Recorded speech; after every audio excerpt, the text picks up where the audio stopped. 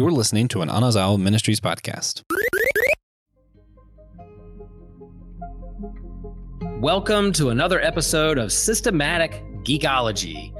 This is a space where we seek to create and cultivate healthy conversations between those things we geek out on and the philosophical and theological questions that often arise out of our fandoms. Like, what does it mean to be human? What makes a hero? What makes a villain? How do the stories and narratives we geek out on shape how we live in the world? We are your priest to the geeks. We aren't all ordained, but we see ourselves as mediators at the intersection of geek culture and going deeper in our faith. We don't always have to agree, but we do respect each other, and we see everyone as a beloved child of God. Everyone geeks out on something, so come geek out with us and enjoy the show.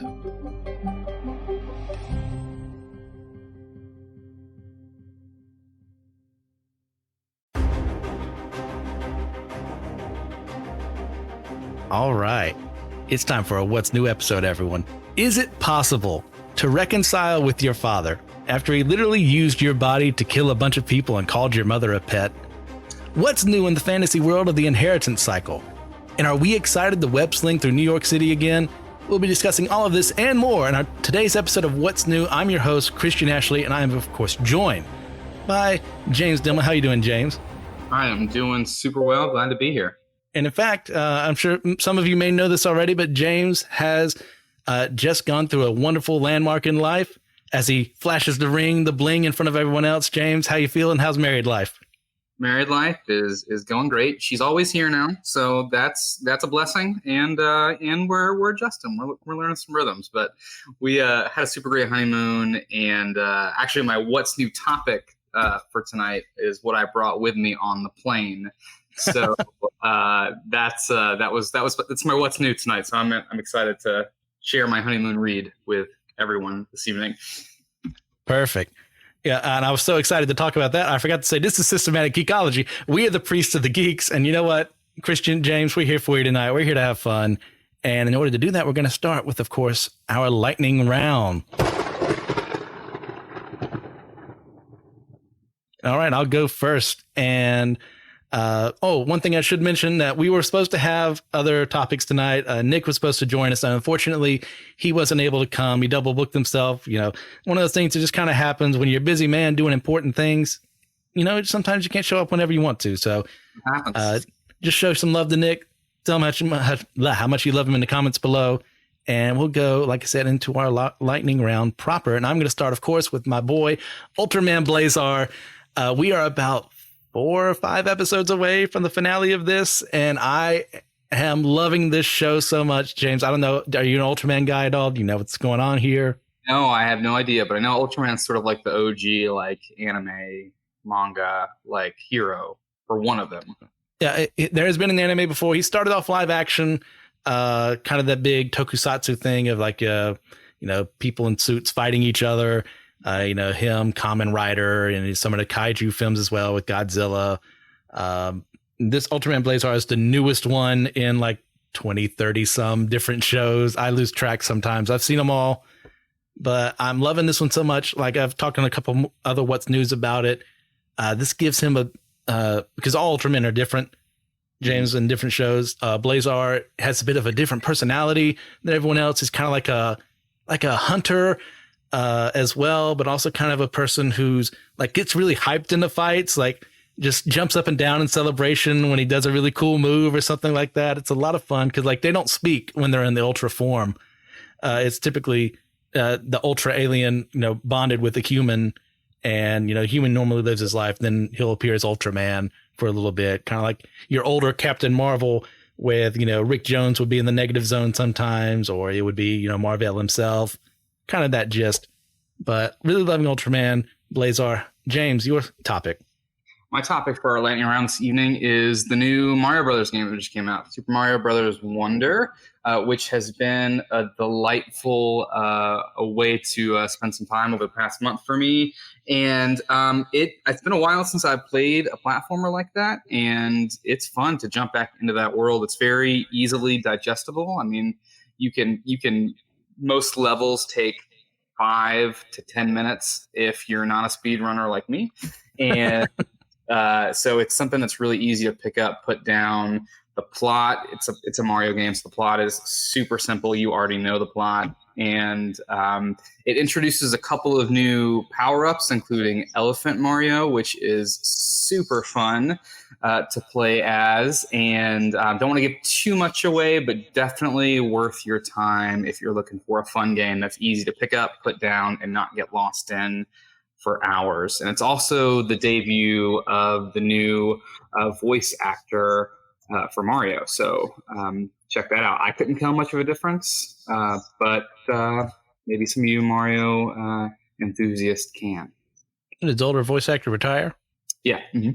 Okay. Charles Martinet. Yeah. Mm-hmm. Okay. I was trying to remember his name. Couldn't remember it for the life of me. Thank you for bringing that up. Yeah. The new actor is Kevin Afghani. Okay. There you go. Excellent. So next up for our lightning round is got to keep with the giant monster theme. Monarch Legacy of Monsters. James, have you been checking this out at all? You know what's going on? I have not. I've heard about it, but please tell us more. This is a spinoff of, the Godzilla films and, the Monarch verse. One of the different ones they're trying to give a name for it. So the Godzilla 2014 versus Kong, all that. So our series here kind of takes place. We've seen the Big G a couple times, but for the most part, he's kind of been a figure in the background. It's mostly around the idea of this a young woman who, during the events of the 2014 film, when Godzilla smashes through the Golden Gate Bridge, if I remember correctly, she was on a school bus in there. She was a teacher, tried to get her students out, managed to get a couple, but a lot of them didn't make it. And so she's dealing with a lot of PTSD involving, kaiju, and come to find out her father has recently died, and he had a secret family in Japan. And she's meeting her new half brother there, trying to figure out, he was researching these kaiju. What's this about our family? Oh no, are we tied in some way to Monarch, the organization that's trying to track these guys down? So we're about 3 episodes in. It's really fun. Like, as someone who doesn't really care about the human parts of the Godzilla franchise, I'm like, just show me Godzilla beating the crap out of a giant monster in another suit. This is actually pretty well done for the most part. Oh, interesting. Great. All right. So you want to move on to our main topics? Yes. Oh, here we go. Let's do it. Now, that tells me you've been watching. I've been following along. Yeah, I've been hitting the highlights. Okay. So Invincible, the second season, has kind of been split into 2 different parts. The first 4 episodes have already been released, and they're going to release 4 more next year. Mm-hmm. James, take it away, a little bit of some of the summary of what's been going on here, and I'll help you back you up. Ooh, you want to take it from me. Okay. So Invincible it is back after the super huge cliffhanger at the end of season 1, where Invincible confronts his father, Omni-Man, and is dealing with the trauma of that and sort of the collective trauma of the whole Earth, like losing its protector and being betrayed. And he is now, in the most recent episode, has followed a summons to a different planet. I can't remember the name of it. Christian, you can supplement. But I think it's like Thraxia or something like that. They're called Thraxans to people. Right. And it turns out Omni-Man is there and has used the call to get Mark there to try and reconcile somewhat. So, Christian, what's your take? You fill that in. Oh, yeah. This has been filling in a lot of very fun parts. I have not read the comics themselves. I know a little bit of what happens just, from spoilers that I don't really particularly care about spoilers anyway. So all they do is enhance my hype for what I'm about to watch. Like, things are going to get crazy from here, guys. Like, in a great show, like, things are going to continue being great. So at this point, like, Mark and his mom, Debbie, I think is her name. Oh, yeah. Are both like dealing with the sense of, we had a husband, we had a father for 20 some years, and he wasn't the person we thought he was. He was someone completely different. And now they're both wrestling, with their grief, and because he's not dead, but it feels like he's gone. And like they're mourning someone they thought they knew, someone they wished they knew better, and all the trauma that comes with that. Like, we're getting some more from the other superheroes as well, especially Adam Eve, like learning like, hey, I've got this really cool ability, but if I don't apply it correctly, Well, maybe there was a reason the city never gave, an option for a building to be planted here or a park to be planted here. It's like, oh no, in fact, that ground is kind of unstable and I got a lot of people killed. And then you've got the rest of the heroes like trying to become a different unit. Like the old Guardians of the Globe are dead and they're like failures compared to them in their own minds. And then you have the threat of the Viltrumites coming in. Like, how many of them are out there? Like, why haven't they attacked Earth yet? Why do they care so much about interbreeding with us? Why would Nolan create Mark with his wife to, make a hybrid child? All these questions are brought up. It's a lot of fun. I'm loving this show, man. Yeah, it seems it's super fun. I watched the first episode just for funsies with my wife last night, and she did not like it so much. She was into it until the very end. Yeah. Episode 1, and the very end of episode 1 are when the wheels start coming off, and this show shows let's just say it shows its guts, and Nicole, my wife, did not have the stomach for it. That's perfectly fine. Those aren't my favorite thing in the world. Like, it's not a body horror kind of thing. It's more of a, like, seeing the guts and everything exposed. Like, let's just say some people bite it in some very gruesome ways in the show. So if that's something you're not comfortable about, definitely avoid. Like, this isn't for everyone. Yeah. It's sad to me because I feel like this show doesn't even, like, sometimes, that gore, guts, whatever gets employed as a way to like draw people in. But this show doesn't need it because the writing is so great. Oh, yes. And the themes it explores are so great. So even if you don't have a stomach for it, worth checking out the highlights. I'm sure someone out there on the internet has made a version or a cut of the show. The clean cut? Yeah, the clean cut of the show. I'm sure it exists on the internet. I don't know this, but I'm just a conjecture. It's out there. I wouldn't be surprised. Now, this is not a deconstruction of like the superhero genre, but like there are definitely some things like you'll notice some characters like a Marvel pastiche or a DC pastiche, and you go, okay, I see where you get your inspiration from. Like the Guardians of the Globe are basically the Justice League of America. Plenty of others like Damien Dark or whatever his name is. The guy is basically Demon from DC. Plenty of others like Mark kind of has. Yeah. Omni-Man is basically Superman, but evil. And before that became a very terrible trope that has been abused by too many people. It's a lot of fun. I really enjoy it. But like we get to Omni-Man himself in this show. And that's something that a lot of people, it's hard to forgive someone like that. It's hard to think they deserve forgiveness. Well, guess what? No one does. That's kind of the point of this whole thing. But for Omni-Man himself, like we watch him deal with this new feeling of guilt for what he's done to his family, to the people of Earth. And it's like, we get that great scene where the Viltrumites attack Thraxans, and he's like, and they're dead. It's like, why do I care about these people? I shouldn't care. I'm above them. And yet there's something, humanity has infected him a little bit. His family has infected him with this idea of loving other people, protecting them, wanting better for them. And due to his culture, he's not ready for it. But like, do you think, is it possible for Omni-Man to be redeemed, James? There are a lot of interesting questions here just around redemption as a theme in general. Is redemption a carte blanche? I mean, do you just get to come back into the fold like nothing ever happened? And that might be possible for Jesus. A lot more difficult for us who lack the divinity of Christ, I think, to do that. So I think there is probably redemption out there for Omni-Man in some way, shape, or form. This is one of the most live questions, I think, of the show, because Omni-Man is such a compelling character. His relationship with Invincible, his son Mark, is so it's so complicated, and it makes you want to come back and figure out what's going to happen. Omni-Man's one of those characters. As I watch the show, I want him to be redeemed, even though he's done some terrible, terrible, awful things because of his relationship with his son. Like, I want to believe there's a chance for him to sort of figure that out. Of course, redemption, I think, has to come hand in hand with accountability. Yes. But I think there's a chance, at least. What about you? No, well said. Like, it's one of those things like he was been on Earth like for false pretenses for 20 years protecting people. Yeah. Like he stopped that giant monster from rampaging through the city. He stopped a supervillain from taking over the world. Right. Those were all good things. But like what was the ultimate goal behind it was probably this eugenicist kind of feeling of, can we, create our basically Saiyans for this, like in a very Vegeta kind of sense of, he hasn't gone full native like Vegeta ultimately does.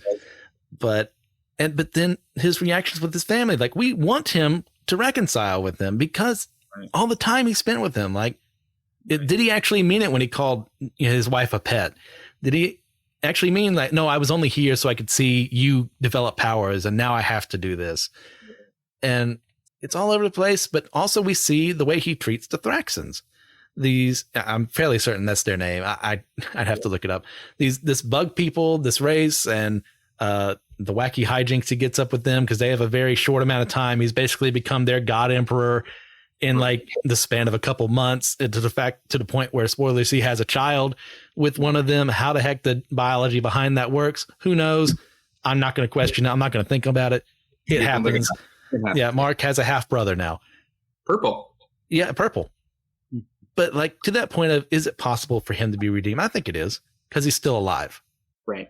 I mean, the way I look at, I know there are very different opinions on this show. We did have that episode on Hell a while back. Like when I look at that, it's like, hey, you have your entire life to get right with God. You die. I think you're done after that point. But I don't want to say like that's the only way you can ever think about that, as much as I myself think that's the only way. Like, what is your point of view on that real quick? Oh, my point of view on that. Get real spicy. Getting real spicy tonight. Ultimate redemption, final redemption. Oh man, did not anticipate this. My theology here is I don't know. I know what Scripture says, and you can't get around what Scripture says. The language of judgment and accountability is throughout Scripture. It's clear, but what we also see, I think, throughout Scripture is a God who is merciful, a God who loves, and a God who seeks the redemption for all, who wants all to be saved. And so my answer to this is I don't know.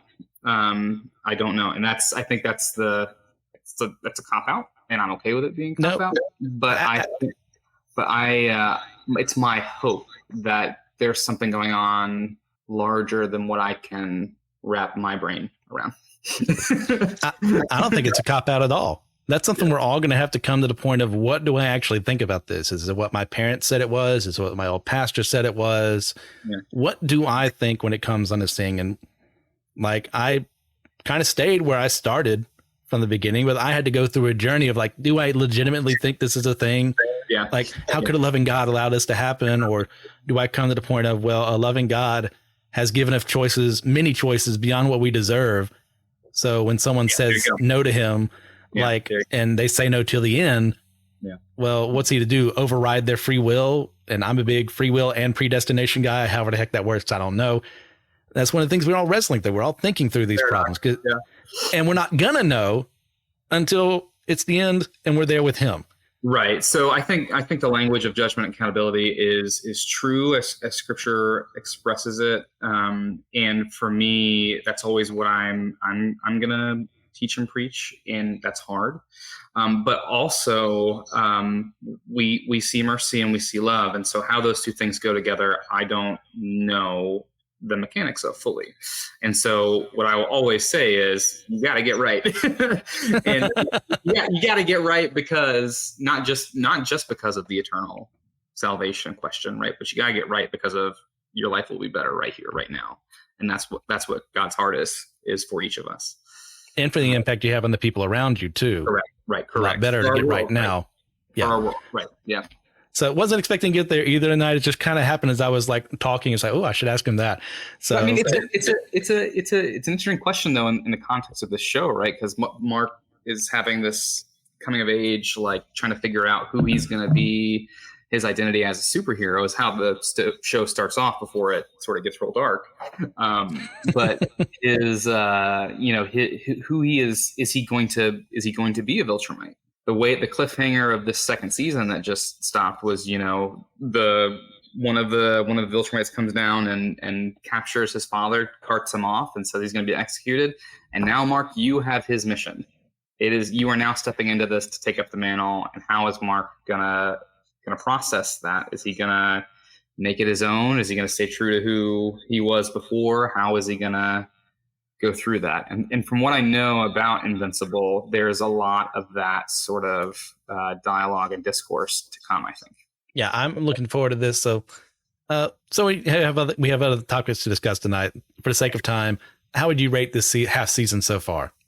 Ooh, I'd give it 8.5, 9. I mean, it's up there. It's pretty good in terms of writing and bass and things like that.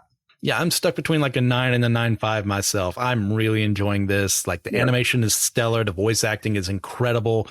The story is spectacular. Love Invincible so much. Yeah, but this show is going to struggle with pace, I think, as it goes forward, because I think the scope expands really drastically. Yes, in what is to come. But they're probably going to have to do more episodes per season, which is a good thing. Yeah. Right. And they said season 3 is not going to be as long of a wait. Oh, that's even better. Yeah, because that wait between these last ones, it was rough. It was rough. Yeah, it was rough. But for you, your topic for the night is the newest book in the inheritance cycle, which is Murtagh, shown on screen here by our lovely Vanna White, James, is okay. I'm way behind. It has been so long since I've picked up a book in this series. Like, from what I understand, this is a sequel after, what was the last one? The fourth one? It was called Inheritance. The fourth one was Thank called you. Okay. Yes. So, this book is was not expected. So when Inheritance ended, all the rhetoric was the book is sort of closed. We have reached the point of completion. If you don't remember how that book ends, big spoiler alert, the final enemy is defeated and Aragon wonders. Aragon's the protagonist of the series, wonders, okay, what is next for me? How do I fit here? What is my role going to be? And he ultimately ends up moving off sort of the continent and becoming to train the next generation of dragon riders. There's dragons, as you maybe would tell from the book. In this series, is kind of what it's all about. But he trains them in a new continent because of the geopolitics of, well, where's our home base going to be? How's that going to benefit or detriment whoever is around me? So it's a really interesting. I read the end of the fourth book before I read this one, just to sort of get reacclimated.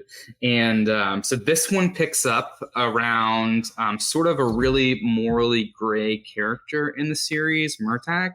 And Murtagh is a very literally tortured character throughout the inheritance cycle. He's in it from the first book. He is one of Aragon's companions. There's some twists and turns along the way, and they move from friends to enemies, but there's still an undercurrent of Aragon wanting to redeem this guy, wanting this guy to find redemption. He ends up becoming a dragon rider very unexpectedly in a twist throughout the series. So spoiler there. But this book picks up and centers just on this character. Aragon is not present in this book. Of course, he's referenced. It picks up about a year or two after the end of that series. And what Christopher Paolini, the author of the series, has said is this is not book number 5. This is book like 4B. And book 5 is what will come after this. So this picks up on him. He's sort of in a self-imposed exile. Right at the end of the series, he finds a little bit of redemption, but has done some terrible things along the way. There was some basically mind control happening, and he was forced to do some things that he did not want to do. And is struggling with that. Is sort of in a self-imposed exile. At the end of the book, he is going to exile, and he is told by one of the characters, they've sort of invoked an ancient dragon sage to help them defeat this threat. He is told, if you encounter X, Y, or Z issue in your travels, do not search out this thing. Do not go here. If you sense this is happening, don't go. Run away. And so of course, this book, he does find one of those places, and he does go on to poke the bear for the right reasons. He senses it's a threat. And so what unfolds across the book is really an opening up of this world again to a new set of stories. There's a threat that looms that's discovered in this book that is bigger than the threat of the inheritance cycle, and is potentially behind the original threat of the inheritance cycle. And for me, I love this book because, first of all, there's a lot of it. It's a thick boy. It's like 600, 700 pages, and it's easy to read. You can fly through it.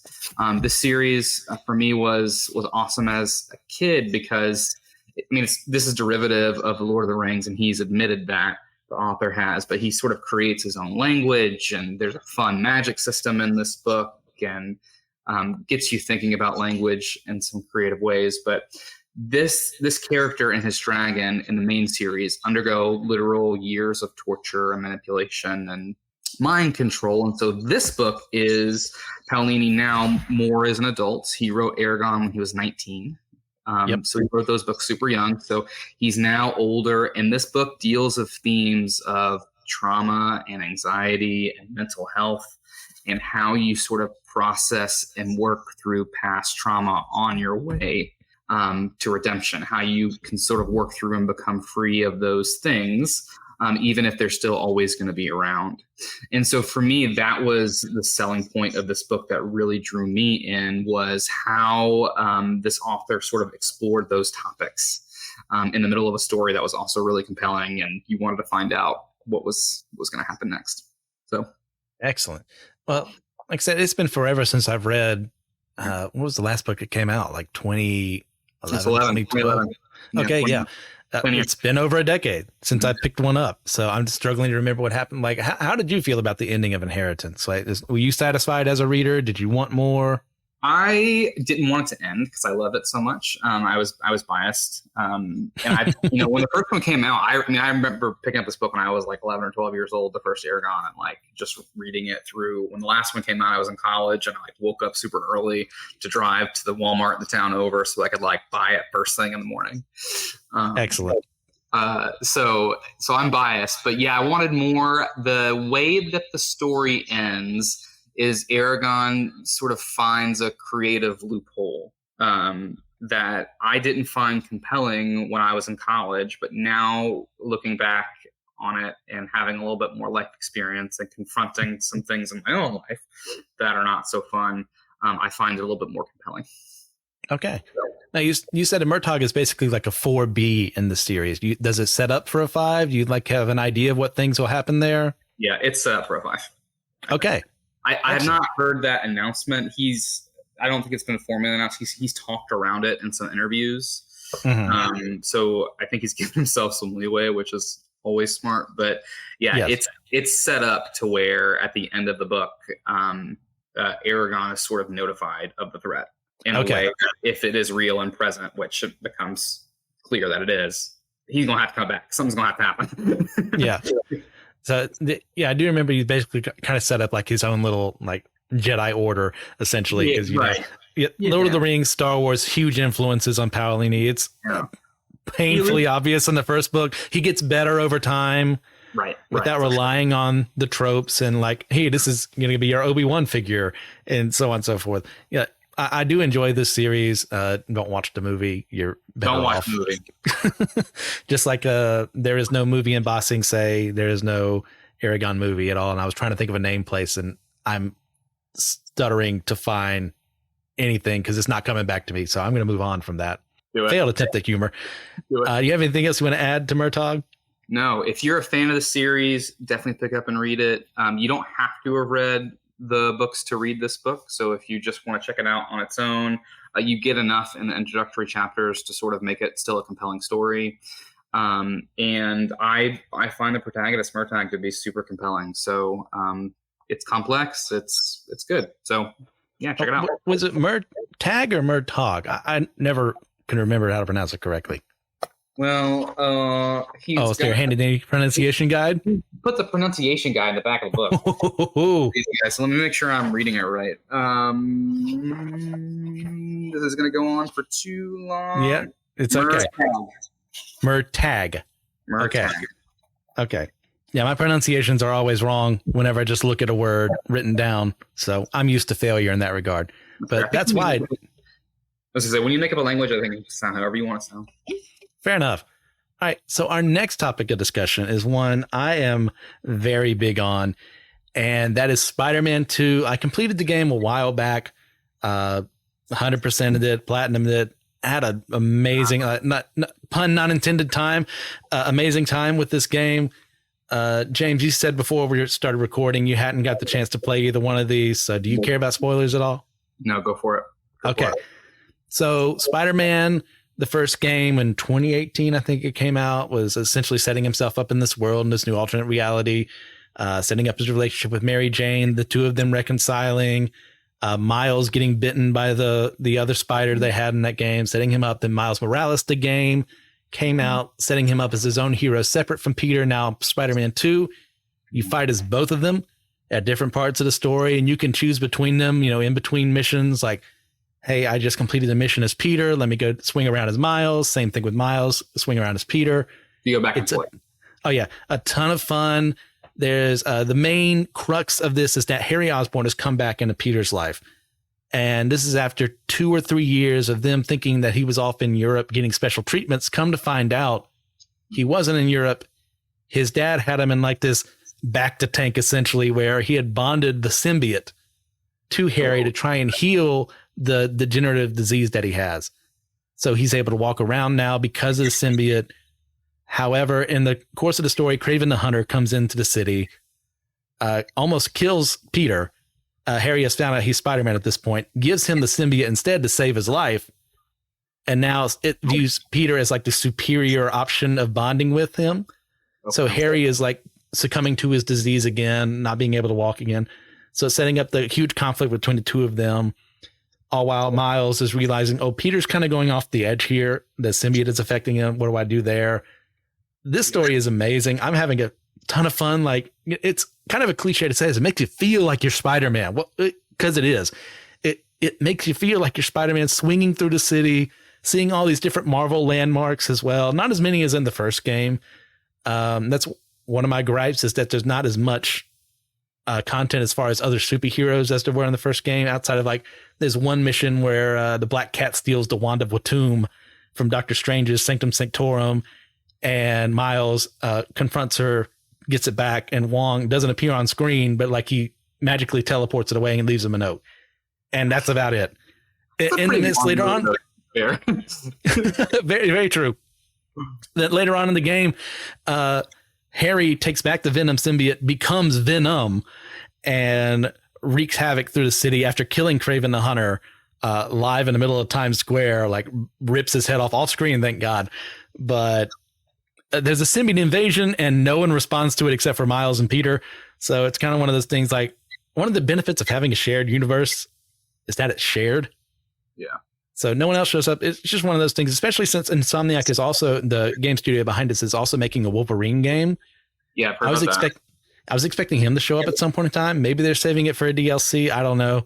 But it's just kind of one of those things. Like, I prefer that shared universe part. Like, not to say that Spider-Man can't just have his own contained stories. Yeah. Like, when I pick up an X-Men comic, I don't want every issue to be a guest star showing up, or, a Daredevil or what have you. Like, I would like them to have their own solo adventures. But, that's a minor gripe compared to everything else. Right. Like, when it comes to the story's amazing. The combat's great. There's a very big difference between how, Peter handles fighting versus how Miles does with his Venom blast.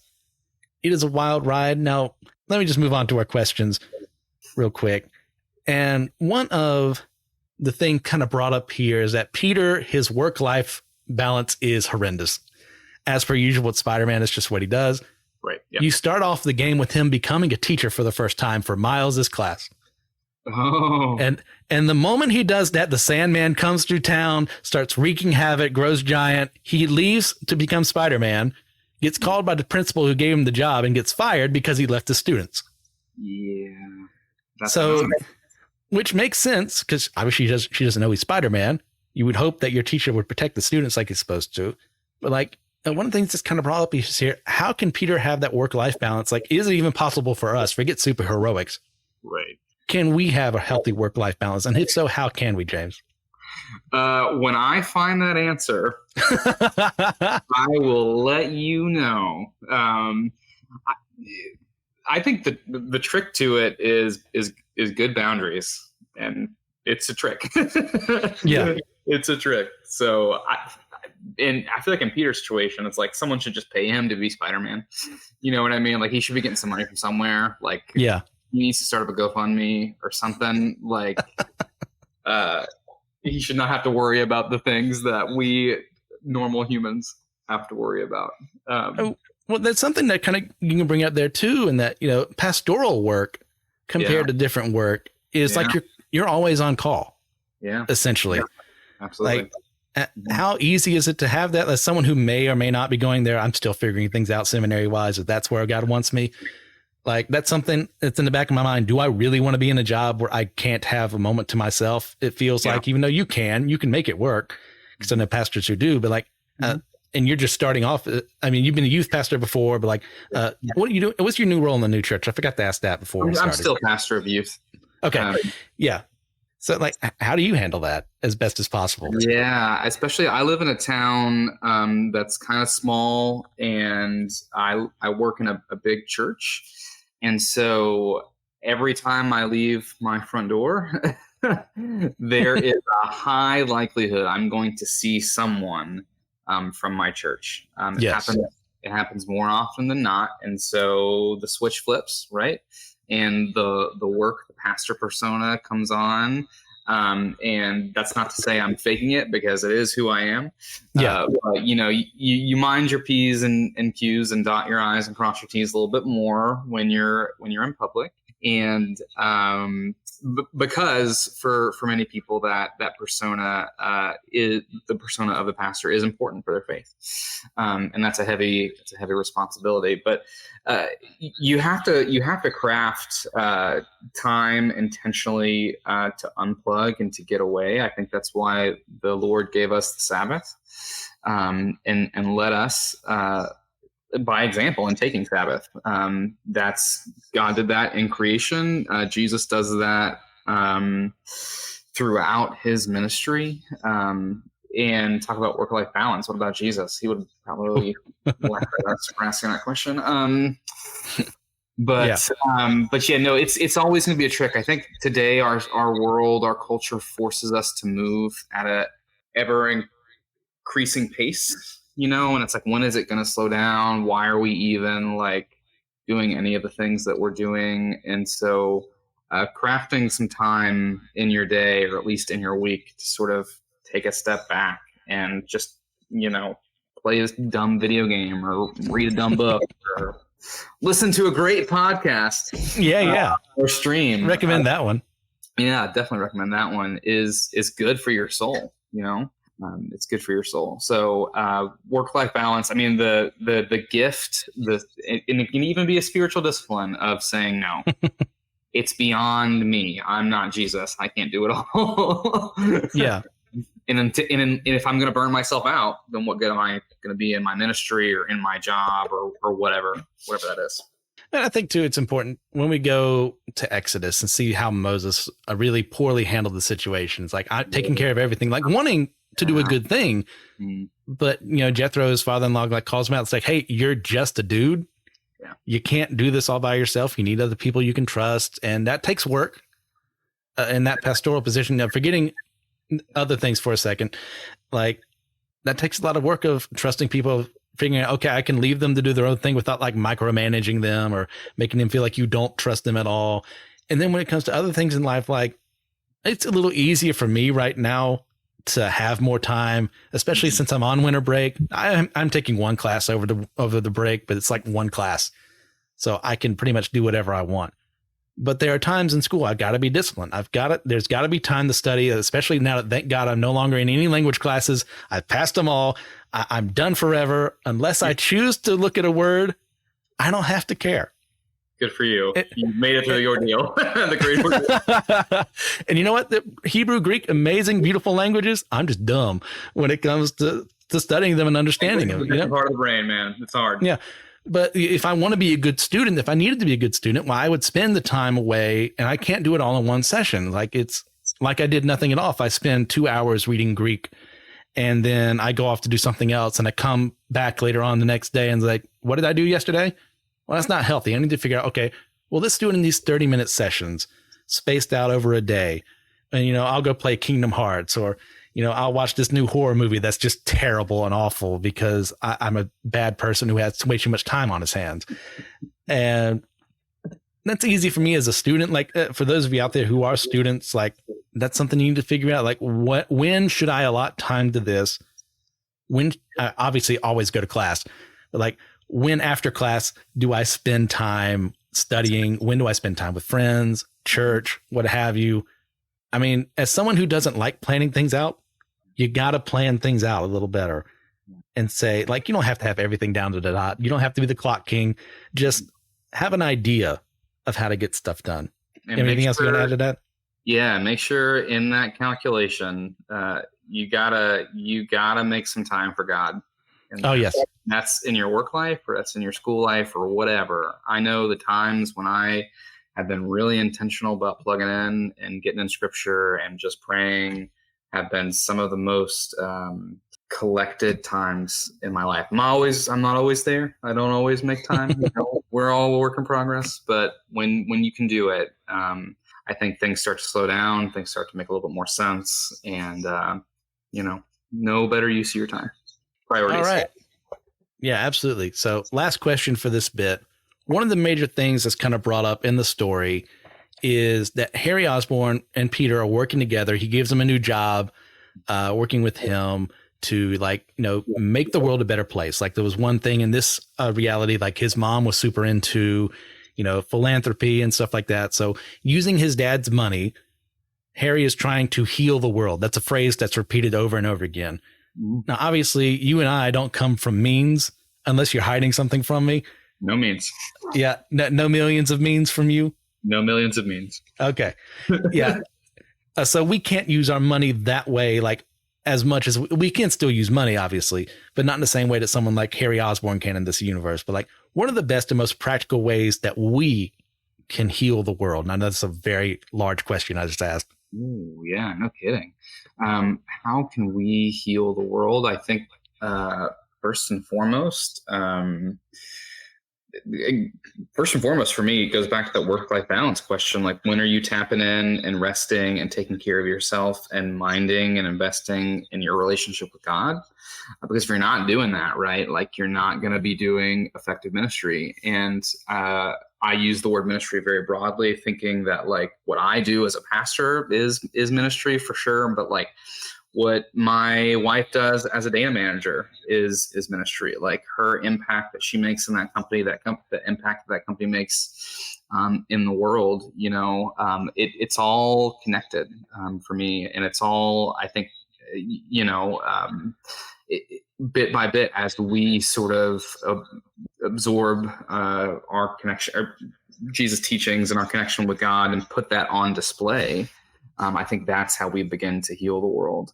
It's little by little, it's bit by bit, and it's slow progress. And if we can get religious leaders to maybe figure that out, and model that holistically, yes. we might be in a good place. So it's always a work in progress. What about you, Christian? Yeah, I agree completely. You've got to start with yourself first, and then you've got to figure out what your limits are.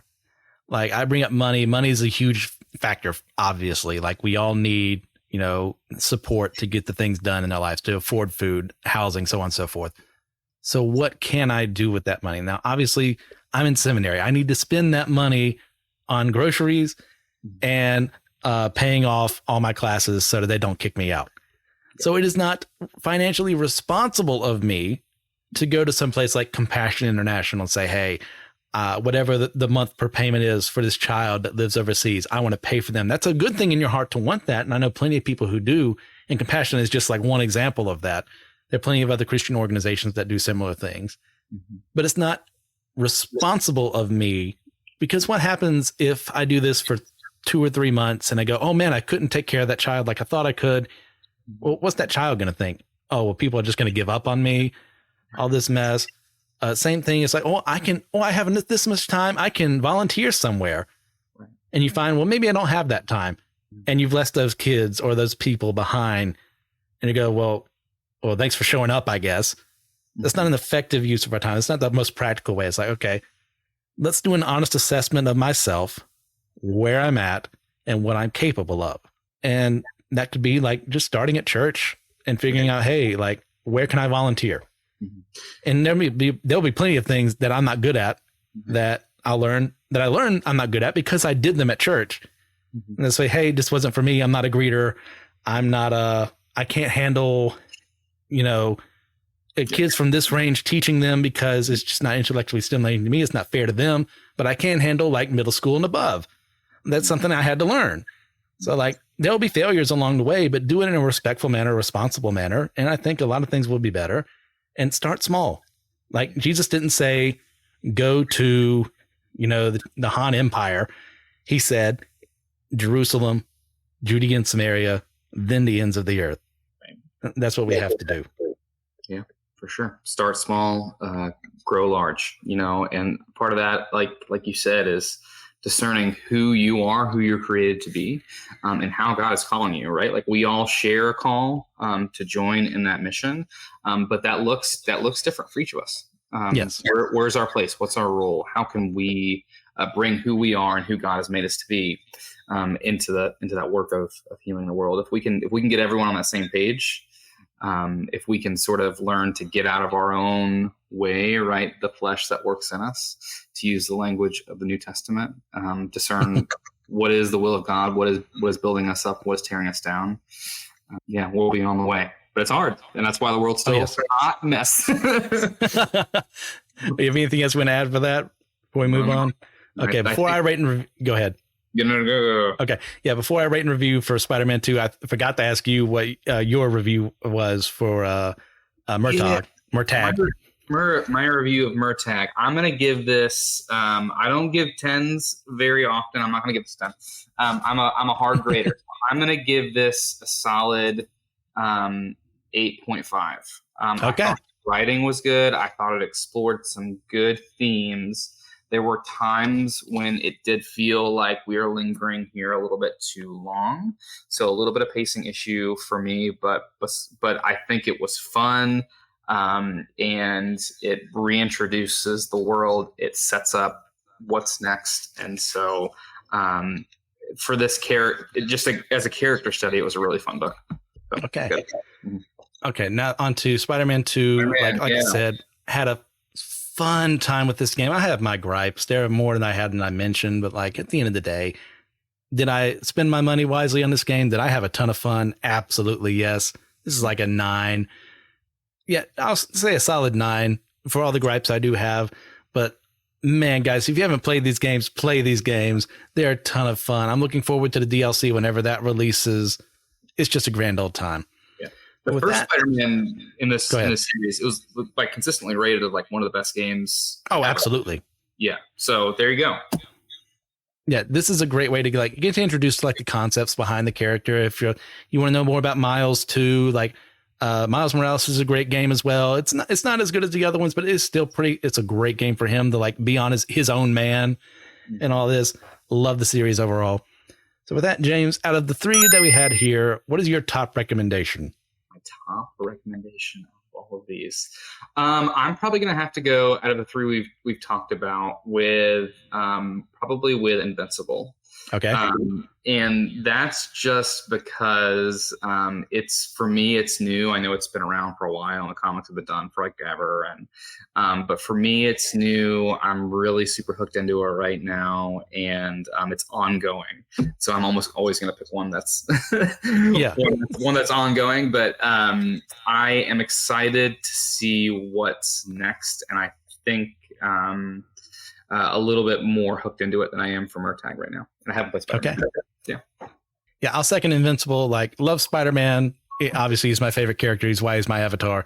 But like Invincible, what's going on right now, I'm loving what they're doing. I mean, I can't praise the animation enough. I can't praise the writing enough. It is amazing. It is spectacular. It's a lot of fun. Go watch Invincible if you got Amazon Prime. Also, as well, check out Monarch. It's not the best thing on this list, but it is a lot of fun for us Godzilla heads. Yeah. Love that series so much. So, listeners, thank you all for listening in today. We really appreciate all you do. Just if you get a chance, head to our website to see our shop, other episodes that the hosts are on. You can join us on Discord to check us out, see what we're talking about there as well. We got to see a really nice photo of James and Will at the wedding, but I think that was for hosts only. So maybe you could become a host and see that one day. But for now, we'll settle for just having you in the Discord. If you get a chance to, just check out our Patreon. See if you really like us, you want to send money our way. We're poor. We just can't do things without your help. We appreciate everyone who is a patron. But remember, we are all a chosen people, a geekdom of priests.